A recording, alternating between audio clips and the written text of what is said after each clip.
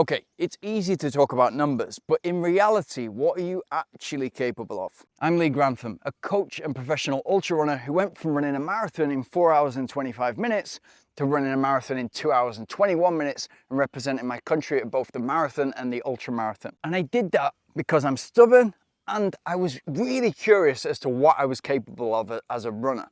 And so if you're curious and you want to train in a much different, smarter way, then please get in contact by booking a coaching call in the link in the description. I had somebody who came to me just 7 weeks ago who had a half marathon today, and he's using that half marathon in the build up to a marathon. Now, one thing I really liked about him was he had no clue what his capacity was, what he was capable of, but wanted to try to get close to that potential. I asked him right at the beginning, what are your running goals? Short term, looking to run a decent local half marathon on March the 9th, perhaps a sub 1:45 or faster. No idea what I'm capable of. Medium term, the main goal is sub 2:50 at Amsterdam Marathon on October the 19th, 2025, if that's even remotely realistic. Longer term, several years down the line, like to run a 2:30 marathon. And today was his first ever race, so of course he had no clue. But what he already had, which is way more important for him and for me as a coach and that relationship, is he had the work ethic.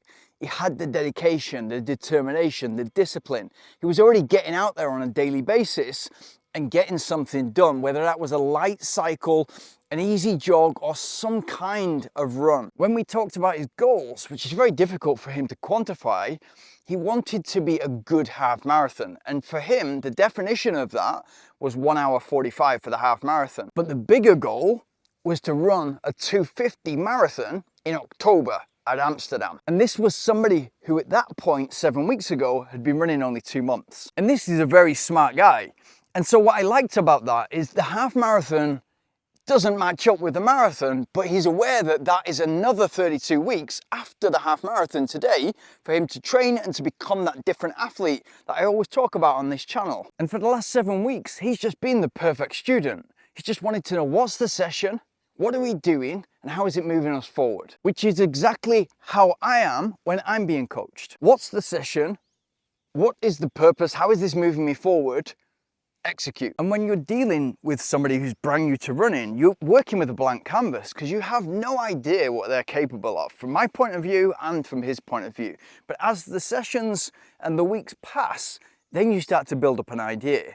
And you need to build up that idea because you need to understand, okay, if we're racing a half marathon in 7 weeks, is the pace that I'm going out at. And for a lot of this 7 weeks, he was completely in the dark about that because we're building that new athlete. And when we spoke on Friday about pacing and strategy, he was still apprehensive because he's not yet built that confidence that we're going to get when he sets off to run the marathon in October. And I knew today would be so much more than a race for him. It would be his introduction to such a magical event in terms of a big city half marathon or marathon. It's such a great event to be part of, and that would become addictive for him. And so today, as I'm watching the tracking, I'm looking at him and he set off slightly faster than we agreed upon on Friday. And that is natural. Even if you've got, okay, stay calm on the start line, let the first 5K be your slowest and then get into your rhythm. Difficult to execute, especially if this is a brand new sport to you or a brand new event. And then what has unfolded is it's been all out war for him for the duration. And he's really dug deep, he's really got into it.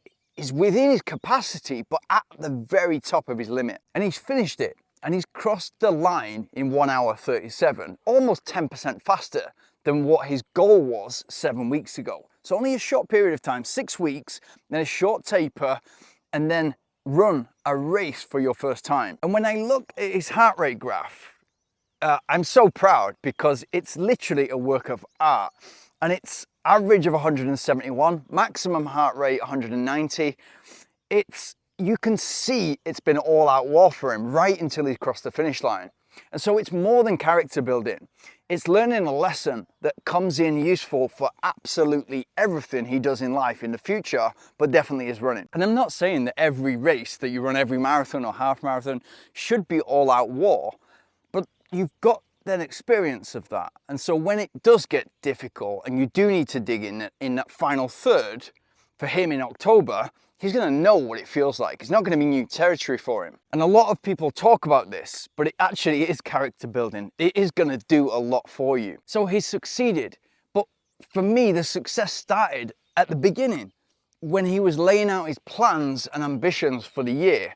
To think that way, okay, I'm going to run a 1:45 half marathon en route to a 2:50 marathon, won't make sense for a lot of people. But when you're completely new to the sport and you have no clue about your capabilities and about your capacity for running, it should be seen as pretty crazy to think the opposite way and to set the bar low. And so from now, we've got 32 weeks to build him into a 2:50 marathon runner, which is fast marathon runner, considering he's only been running for less than a year at that point. And I think with that kind of mentality in terms of aiming high, not worrying too much about failing because you realize it's part of success, that's the stuff that will get you fast times. We have this thing in Britain or with runners that we're so scared of not finishing. We're so scared of that DNF. If you think about it, it's nonsense.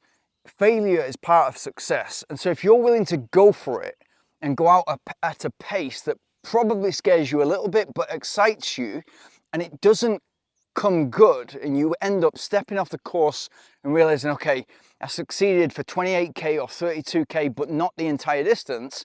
Again, for me, it's success, and it's you on the way to hitting that dream time. And I just wanted to share that with you today because, well, first of all, I'm buzzing, but more than that, it's the mentality and the work ethic above anything else that is going to move you forward. And you can be as talented or think that people have got more talent than you. Running comes down to work ethic. And unless you're trying to win a gold medal at the Olympics and therefore genetics, maybe your VO2 etc. comes into it, you can pretty much go all the way on work ethic alone. So if you're running 3 hours and 55 for the marathon and you want to remove those limiting beliefs and train it in a completely different way, then book a coaching call in the link in the description or watch this video here.